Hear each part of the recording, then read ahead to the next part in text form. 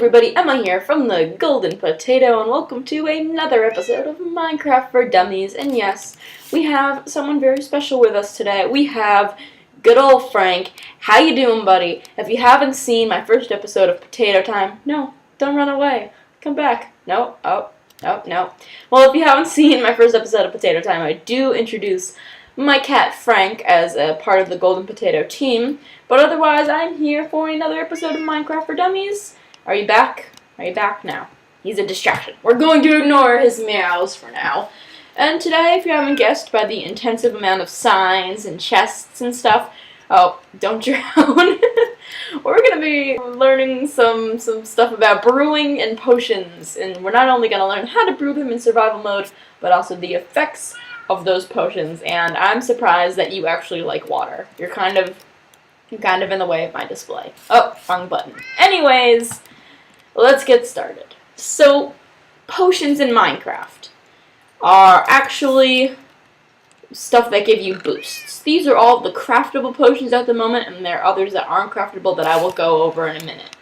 And there are two forms of potions. Those that you can drink, such as these, by simply holding the right click down until you've consumed the potion, or splash potions, which you can right-click and throw, and they will affect anybody within a certain small block radius with that effect.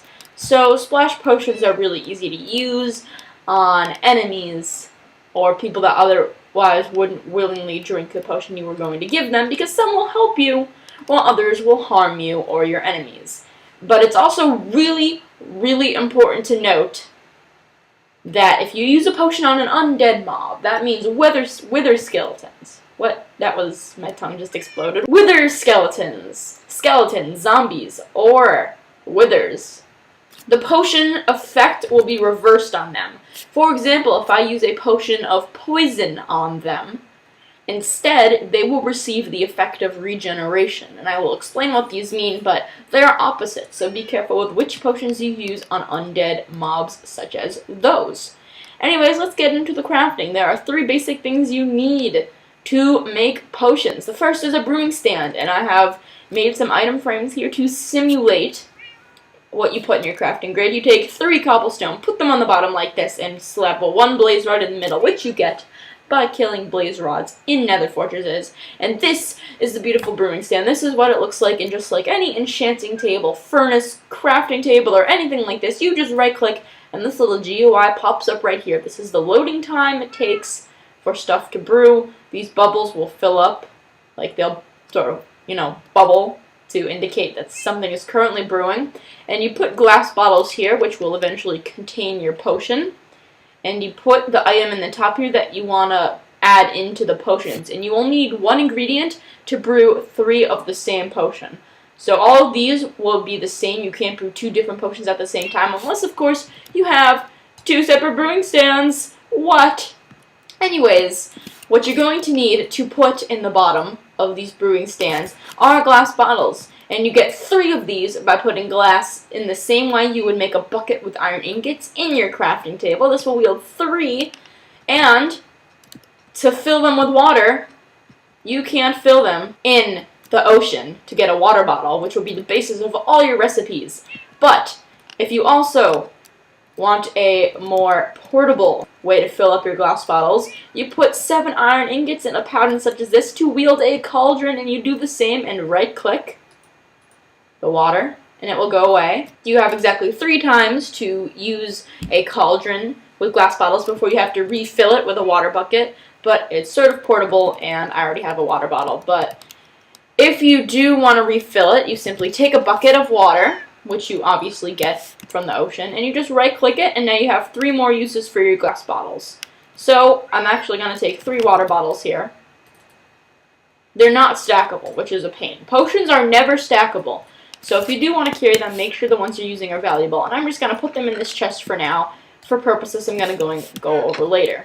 Now, these are the 3 things you need to craft potions, but it is extremely important to note, very important, that there are multiple ways to craft potions. There are different base potions you can make, but today I'm only going to show you 1 way to craft each potion. There are multiple ways to craft potions, and today I'm going to teach you the most basic way, which involves the base potion called awkward potions.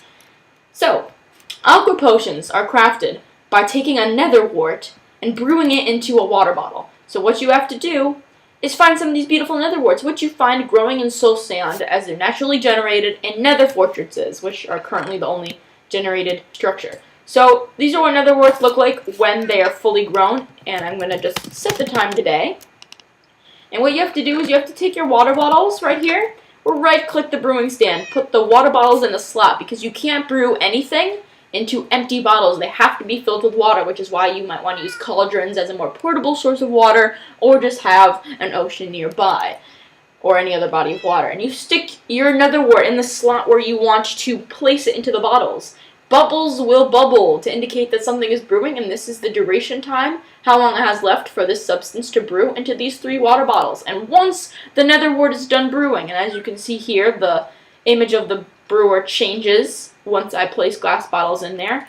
Once the nether wart brews, the water bottles will turn into awkward potions! So awkward potions are the basis for the potions I'm going to teach you how to make today. And like I said, I'm going to show you how to make every craftable potion and their effects, but there are multiple ways to do so, and I'm only going to show you what awkward potions do. So if I drink it by holding a right click, nothing will happen. And since I'm on creative mode, the awkward potion won't run out. But if I do go into game mode 0, and then I decide to drink it, nothing will happen. I will lose the potion, I will get my glass bottle back, in which case I can refill it with water and rebrew it, but otherwise, awkward potions don't do anything, which is why I have to stick my awkward potions back in here once they've been brewed with a nether wart, and then add these ingredients to the awkward potion to create some beautiful, beautiful effects. So, like I said, there are multiple ways to craft potions. I'm only going to be showing you those with awkward potion bases today, as I have made a very important note of here. These are just the easiest, in my opinion, and some of these are more resource intensive. Others require less resources depending on how you craft them, which bases you use, and all that jazz. But anyways, awkward potions are cool. So I show you how to brew stuff. I showed you how to brew stuff. But we're going to start with our very first potion, which is the potion of slowness. And you take that by placing a piece of sugar. Come on. Piece of sugar. You take a piece of sugar, there we go, and you brew that. So as I can show you here, I will place a piece of sugar in here. Boom, piece of sugar in here. And this will brew it into something a little different than the others, because as you can see, it has 2 rows of blocks, 2 item frames showing what to brew. It requires 2 items to brew instead of 1.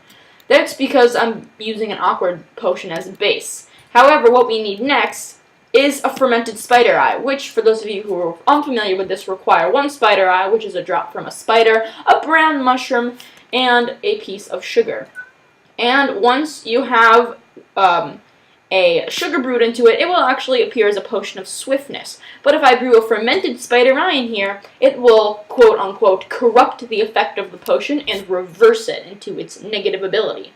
So while, the opposite of speed is slowness, I can't obtain slowness through the awkward potion method without corrupting the effect and turning a sugar-brewed potion into its opposite. So as you can see, I have brewed the fermented spider eye, it reversed the potion effect, and now I have a good old potion of slowness. So that's how you make a potion. You just stick the ingredient in here, it goes into these little bottles here, and now I have a potion of slowness. So here I have my magical potions where Frank is loyally sitting, and I'm going to open this chest. Oh, I can't open it. Come on, buddy. Get up.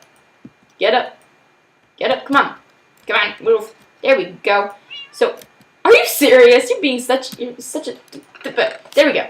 Anyways, I have all the craftable potions here. Anyways, this is a potion of slowness. So I'm going to take this in a bucket of milk, which, when drinking, will null the effect. So when I drink this potion of slowness here, boom, I drink it, I will get slowness. So, yes, this is slowness. This is what it looks like. I'm going significantly slower, and it will last for 4 minutes. And when I'm actually going to do a test here, I'm going to take this ice block and spider web, and with the potion of slowness, walk through it. And apparently this is like the slowest speed you can walk in Minecraft. So while I'm, just a little fun fact, while I am walking through this ever so slowly, I just wanted to explain that there are different versions of potions, because if I drink this milk here, let me drink this, null the effect, you can see that I'm walking significantly faster now. If I go into game mode 1, which is creative mode, and type in all the different potions, there are different versions of each potion. So, there are 2 different strengths of slowness. One lasts longer than the other. One is 1 minute and 30 seconds, one lasts 4 minutes. They will both reduce 15% of your speed, as you saw, but there are 2 different versions of the potion. So, there are basically 4 different modifiers that you can brew into a potion of slowness. So, if you take a look, oh, I don't know what I did with it. Here we go. Our potion of slowness. No, I didn't mean to do that. Derp. If I take my potion of slowness here and plop it back in the brewing machine here, as you can see, there are 4 different modifiers which will change a potion. It won't change its effect, but it'll either change its durability, its duration, which brewing a piece of redstone in it will do. And as you can see, the slowness is already at its highest durability, so after I get my potion of slowness, which this one I believe only lasts for 1 minute and 30 seconds, if I brew my redstone into it, come on, where'd it go? Oh, I see, because I'm on creative. So if I brew my redstone into it, the potion will change to a duration of 4 minutes, because the modifier will increase the duration of the potion. Now, like I said, if I brew a fermented spider eye into a potion, it'll make the current potion an opposite. So, for example, if I want to get the potion of harm, one way to do that, the potion of poison, this is incorrect, one way I can do that instead of just brewing in a direct spider eye, which is the brewing recipe that we'll get to later, is to brew in a regeneration potion, which I'll get to in a minute, and then stick a fermented spider eye in there. Now, some potions have different potencies, so that means the strength of the potion. So, for example, the speed potion that I showed, there's like 4 different denominations of speed. Speed 1, speed 2, speed 3, and guess what? Speed 4. Now, this just means sticking a piece of glowstone and brewing that into a potion that is weaker and then making it stronger. And Frank, you like to sit on chests, don't you? Anyways, if I brew a glowstone into it, that will increase the strength of a potion by 1 tier. So if I have a potion of speed and I want to get to speed 4, I have to brew 4 pieces of glowstone into it to reach the maximum. And all of the potions I'm showing you today are the strongest. So either those that last the highest or those that are the strongest. Because keep in mind, as confusing as potions are, some vary in length, some vary in strength, and some vary in length and strength, which is why there is a different number of variations per potion. And the last modifier is a gunpowder, which you get by killing a good old creeper, and this turns a potion into a splash potion, which over here looks like this. And instead of holding down your right click to drink it, this is the potion that can affect enemies. So we're going to inflict Frank with the potion of swiftness by simply clicking right click and throwing the potion, and it'll hit anyone in a radius with swiftness. And now Frank has bubbles indicating that he is currently under a potion effect, and basically he'll have swiftness now. So let's move on to potions now. We've been over the modifiers here, and these are what nether warts look like. Like I said, they will be farmed in soul sand. As you can see, these are growing, so when I hit it, it will drop nether warts.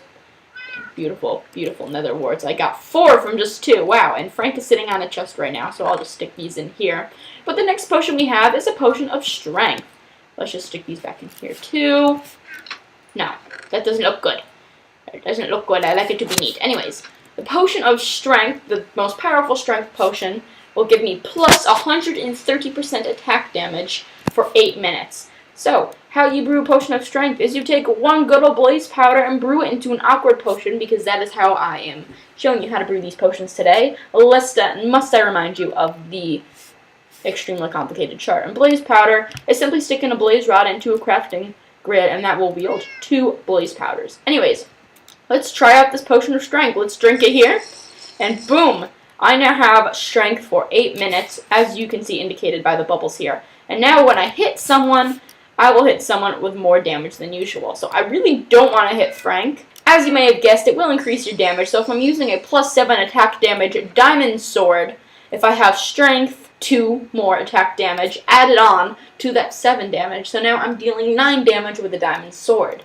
So strength is fairly powerful there, so I respect the strength. Next we have a potion of weakness, which involves a fermented spider eye in a different way so that it's not acting as a modifier which corrupts the effect of the current potion, but instead is just brewed directly into a water potion to give you weakness, which, if you look at this, is the opposite of strength.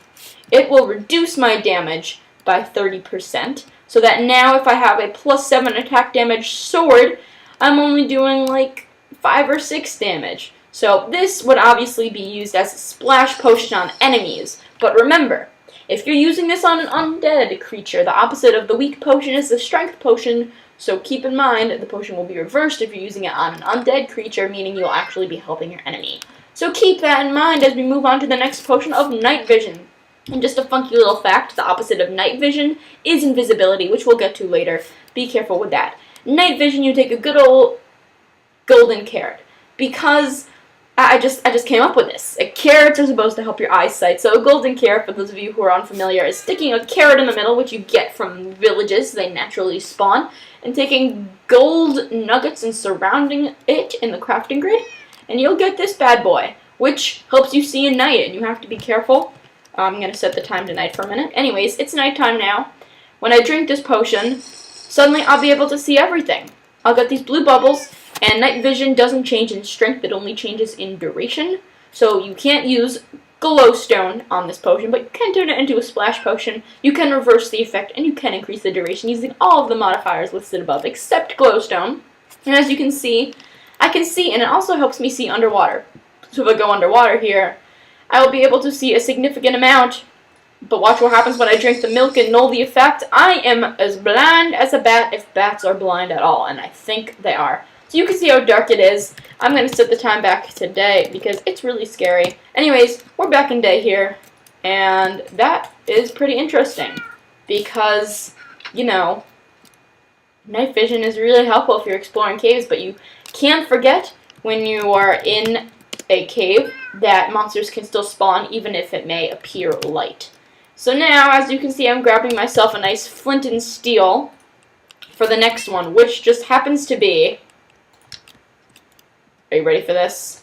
It just happens to be fire resistance. So, as I type this in here, you get fire resistance by sticking a magma cream into an awkward potion, as I have explained before, and magma cream is taken by putting a slime ball and some blaze powder in a crafting grid together. And fire resistance will give you fire resistance, as you may have guessed, so you can walk in fire. I'm not sure if it works for lava, so that's something to look into, but it doesn't change in potency, it only changes in duration. I don't think you can corrupt the effect. I don't know what the opposite of fire duration is. Maybe it'll just, you know, harm you. And you can also turn it into a splash potion if you want to help your friends. So let's drink this bad boy. I get fire resistance, and now let's walk through this potion. Keep in mind, I am in game mode 0. I'm not even getting hurt. I'm not flinching. I will still look like I'm on fire, as you can see, but the orange bubbles around me assure me that I will not burn. So let's just kick this out while I'm still on fire. I'm not taking any damage whatsoever. So this is a very powerful potion if you do want to go explore through the nether. And you know what? We're going to test it out with some lava. Let's go get back into game mode 1. Let's grab us a bucket of lava because I am really curious to see if you can die in lava. So let's just take this. Let's just take this, and I'll keep a piece of sand here to cover it up later. And now let's jump in this lava. So it looks like I'm not burning. Unless you can die and drown in lava, then otherwise you're pretty much safe in the nether. So let's just get this lava out of here. I'm still on fire. And let's move on to our next potion, which is a potion of healing. How perfectly timed. So I guess I'll use this milk to null the effect. You can stack potion effects on top of each other, but just so that I can show you here, now I have nulled the effect of the potion, and I'm taking damage from the fire.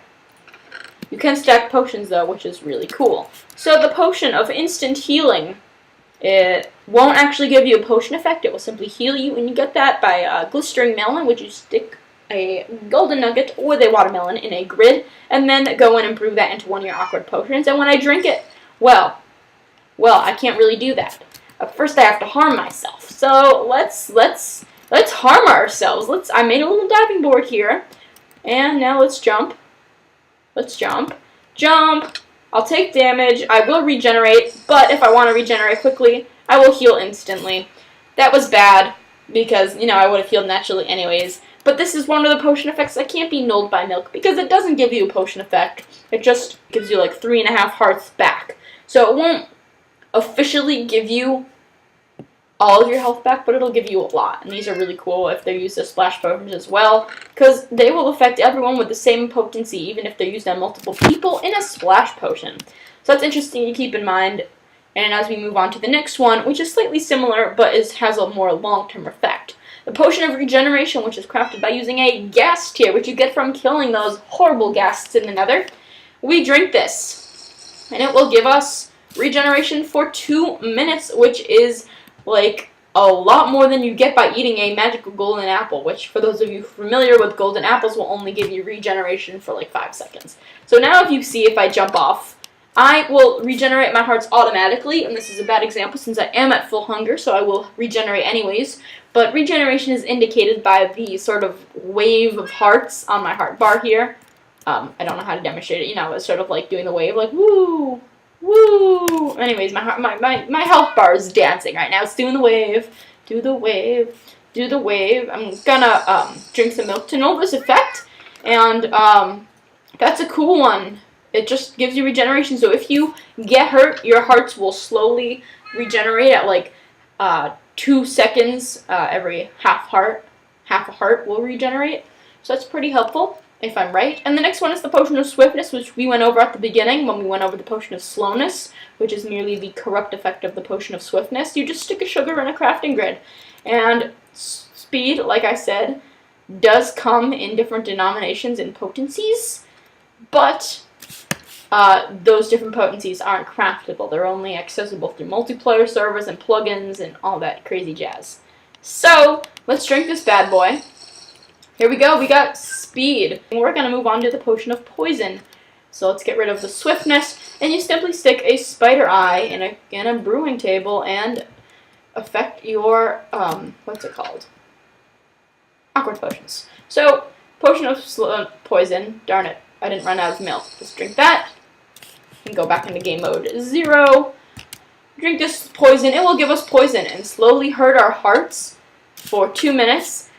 And it'll damage half a heart per like 2 seconds. Speaking of harm, we have harm right now. So let's give us harm. Unlike instant healing, it will deal harm to us instantly.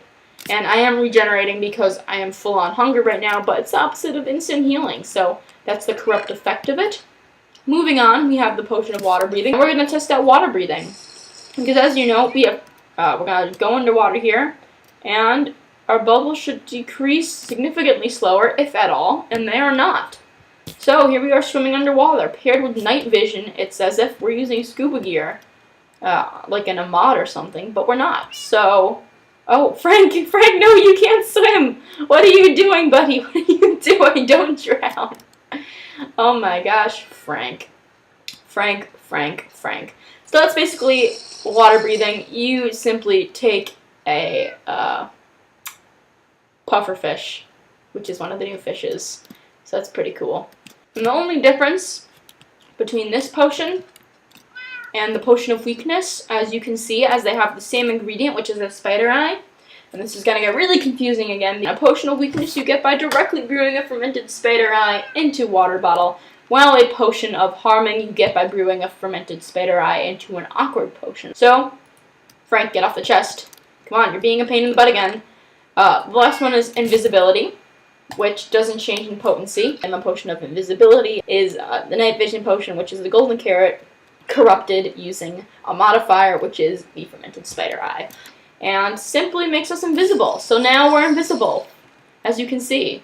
Our armor nor the items in our hand become invisible, but this is really good for spying on people. So here we are back again. Hello everybody, and I think that's all the craftable potions. So there are other potions that aren't craftable that I'm going to go over. So there are 3 others that you can access in Vanilla Survival, which are Jump Boost, Haste, and Resistance.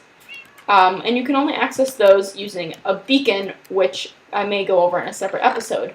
But here we have a pick, some villagers, and some iron, and I'll show you what those do in a minute.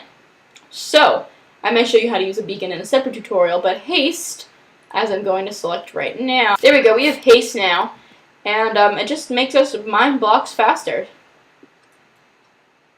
Look at how fast I'm mining that. Come on, look at how fast my hand is moving there. Do you see that? Do you see that? It's so fast. Anyways, that's what haste does. If I get rid of haste, however, and unselect that, and instead select something completely unrelated, like a jump boost, and stick an iron ingot in here to activate that instead, let the haste unreset itself so that we can get a new jump boost. Come on, unreset for me. Now we have a jump boost, but anyways, we mine this significantly slower. Do you see how much slower my pig is moving? So that's what haste does. But jump boost helps you jump faster. I believe it boosts your jump.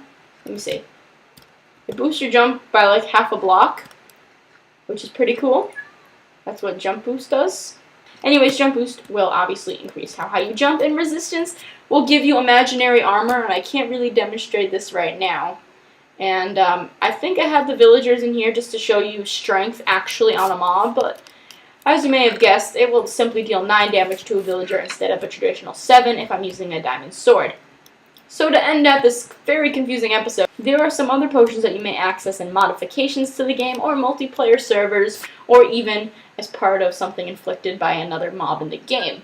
So hunger will simply make you hungrier, as in your food bar right here will go down slower. Nausea will sort of distort your vision, and like I said, there are different potencies of nausea and hunger, so your hunger will reduce faster, and nausea will distort your image even more. Blindness will reduce the number of blocks you can see in front of yourself until I think you can only see like in a 1-block radius. I'm not quite sure what decay does, so I'll have to leave that one up to you, because like I said, these aren't in the game, they aren't craftable yet. Absorption, as provided by golden apples, will provide you with 2 extra hearts.